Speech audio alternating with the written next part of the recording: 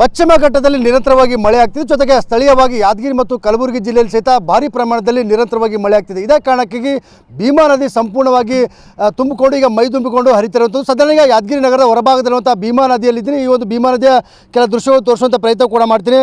ಈ ಒಂದು ಭೀಮಾ ನದಿ ಸಂಪೂರ್ಣವಾಗಿ ಕಳೆದ ಒಂದು ವಾರ ಹಿಂದೆ ಅಷ್ಟೇ ಸಂಪೂರ್ಣವಾಗಿ ಬರದಾಗಿತ್ತು. ಆದರೆ ಈಗ ಸಂಪೂರ್ಣವಾಗಿ ಮೈ ತುಂಬಿಕೊಂಡು ನದಿಯ ಬೋರ್ಗರಿತ ಸಹಿತ ಈಗ ಹೆಚ್ಚಾಗಿರುತ್ತೆ. ಯಾಕಂದರೆ ಪಶ್ಚಿಮ ಘಟ್ಟದಲ್ಲಿ ನಿರಂತರವಾಗಿ ಮಳೆ ಆಗ್ತಿದೆ. ಹೀಗಾಗಿ ಅಲ್ಲಿಂದ ಕೂಡ ಸಾಕಷ್ಟು ನೀರನ್ನು ನದಿಗೆ ಬರಲಾಗ್ತಿದೆ. ಜೊತೆಗೆ ಸ್ಥಳೀಯವಾಗಿ ಕಳೆದ 4-5 ದಿನಗಳಿಂದ ಕಲಬುರಗಿ ಮತ್ತು ಯಾದಗಿರಿ ಜಿಲ್ಲೆಯಾದಂಥ ಸಾಕಷ್ಟು ಮಳೆ ಆಗ್ತಿದೆ.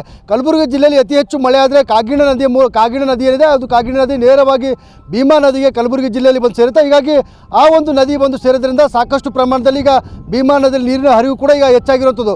ಒಂದು ರೀತಿ ಏನು ನಿನ್ನೆ ಅಷ್ಟೇ ಈ ಒಂದು ನದಿಯ ದಡದಲ್ಲಿರುವಂಥ ಕಂಗಾಳೇಶ್ವರ ಮತ್ತು ವೀರಾಂಜನೇಯ ದೇವಸ್ಥಾನಗಳು ಏನು ಅರ್ಧದಷ್ಟು ಮುಳುಗಡೆಯಾಗಿದ್ವು. ಆದರೆ ಈಗ ಇವತ್ತು ಹೆಚ್ಚಿನ ಪ್ರಮಾಣದಲ್ಲಿ ನೀರು ಬಿಟ್ಟಿರೋ ಕಾರಣಕ್ಕಾಗಿ ದೇವಸ್ಥಾನಗಳು ಸಂಪೂರ್ಣವಾಗಿ ಈಗ ಮುಳುಗಡೆ ಸಹಿತ ಆಗಿರುವಂಥದ್ದು.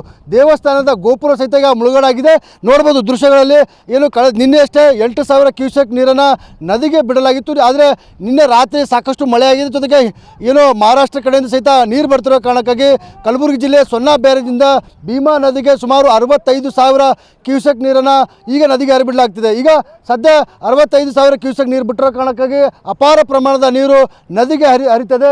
ಜೊತೆಗೆ ನದಿಯ ಎಡ ಮತ್ತು ಬಲಭಾಗದಲ್ಲಿರುವಂಥ 10 ಹಳ್ಳಿಗಳಿಗೆ ಸಹಿತ ಈಗ ಪ್ರವಾಹದ ಆತಂಕ ಸಹಿತ ಸೃಷ್ಟಿಯಾಗಿರುತ್ತದೆ. ಈಗಾಗಲೇ ಜಿಲ್ಲಾಡಳಿತ ಕಟ್ಟುನಿಟ್ಟಿನ ಎಚ್ಚರಿಕೆ ಕೂಡ ಕೊಟ್ಟಿರುವ ಸಹಿತ ಸಾಕಷ್ಟು ಜನ ನದಿಯ ದಡಕ್ಕೆ ಬಂದು ಮೀನು ಹಿಡಿಯುವಂಥ ಪ್ರಯತ್ನ ಕೂಡ ಮಾಡ್ತಾರೆ. ಜೊತೆಗೆ ಸಾಕಷ್ಟು ಜನ ಮಹಿಳೆಯರು ಬಟ್ಟೆ ಒಗೆಯುವಂಥ ಕೆಲಸ ಕೂಡ ಈಗ ನದಿಯ ದಡದಲ್ಲಿ ಮಾಡ್ತಾರೆ. ಯಾಕಂದರೆ ನದಿಯ ದಡದಿಂದ ಸುಮಾರು 100 ಅಡಿಯಷ್ಟು ನೀರು ಹೊರಗಡೆ ವ್ಯಾಪಿಸ್ಕೊಂಡಿದೆ. ಆದರೂ ಸಹಿತ ಯಾವುದೇ ಜೀವದ ಭಯವನ್ನು ನೋಡದೆ ನದಿ ದಡಕ್ಕೆ ನದಿ ದಡದಲ್ಲಿ ಕೂತ್ಕೊಂಡು ಮಹಿಳೆಯರು ಬಟ್ಟೆ ಕೂಡ ಒಗ್ತಿದ್ದಾರೆ. ಜೊತೆಗೆ ಸಾಕಷ್ಟು ಜನ ಪುರುಷರು ಬಂದು ನದಿಯಲ್ಲಿ ಏನು ಸ್ನಾನ ಮಾಡುವಂಥ ಕೆಲಸ ಕೂಡ ಮಾಡ್ತಾರೆ. ಆದರೆ ಜಿಲ್ಲಾಡಳಿತ ಯಾವುದೇ ಕಾರಣಕ್ಕೂ ಜಾನುವಾರುಗಳಿಗೆ ನೀರು ಕುಡಿಸೋದಾಗಿರ್ಬೋದು, ಜೊತೆಗೆ ರೈತರು ಪಂಪ್ ಸೆಟ್ಗಳು ತೆಗೆದುಕೊಳ್ಳುವಂಥ ಪ್ರಯತ್ನಕ್ಕೆ ಮುಂದಾಗಬಾರ್ದು ಅಂತೇಳಿ ಸೂಚನೆ ಕೂಡ ಕೊಟ್ಟಿದೆ. ಆದರೂ ಸಹಿತ ಜನರು ಈಗಲೂ ಸಹಿತ ನದಿ ದಡಕ್ಕೆ ಬಂದು ಉತ್ಸಾಹ ಸಹಿತ ಏನು ಉಚ್ಚಾಟಕ್ಕೆ ಸಹಿತ ಮೆರೆತಿರುವಂಥದ್ದು. ಸದ್ಯ ಕಲಬುರಗಿ ಜಿಲ್ಲೆ ಸೊನ್ನಾ ಬ್ಯಾರೇಜಿಂದ ಸುಮಾರು 65,000 ಕ್ಯೂಸೆಕ್ ನೀರನ್ನು ಬಿಟ್ಟಿರುವ ಕಾರಣಕ್ಕಾಗಿ ಈಗ ಗುರ್ಸುಣಿಗೆ ಬ್ರಿಡ್ಜ್ ಕಮ್ ಬ್ಯಾರೇಜಿಂದ ಸುಮಾರು 14 ಗೇಟ್ಗಳ ಮೂಲಕ ಭಾರಿ ಪ್ರಮಾಣದಲ್ಲಿ ನೀರನ್ನು ಬಿಡ್ತಿದ್ದಾರೆ. ಜೊತೆಗೆ ಇನ್ನು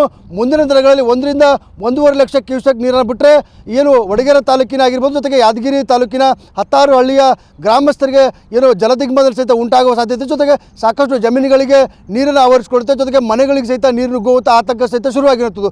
ಸದ್ಯ ಈಗ 65,000 ಕ್ಯೂಸೆಕ್ ನೀರು ಬಿಟ್ಟಿರೋ ಕಾರಣಕ್ಕಾಗಿ ಸಂಪೂರ್ಣವಾಗಿ ಭೀಮಾ ನದಿ ತುಂಬಿ ಇರ್ತದೆ. ಜೊತೆಗೆ ಭೀಮಾ ನದಿಯ ಬೋರ್ಗರಿತ ಸಹಿತ ಈಗ ಹೆಚ್ಚಾಗಿರುವಂಥದ್ದು. ಕ್ಯಾಮರಾಮನ್ ಶಿವಶಂಕರ್ ಜೊತೆ ಅಮೀನ್, TV9 ಯಾದಗಿರಿ.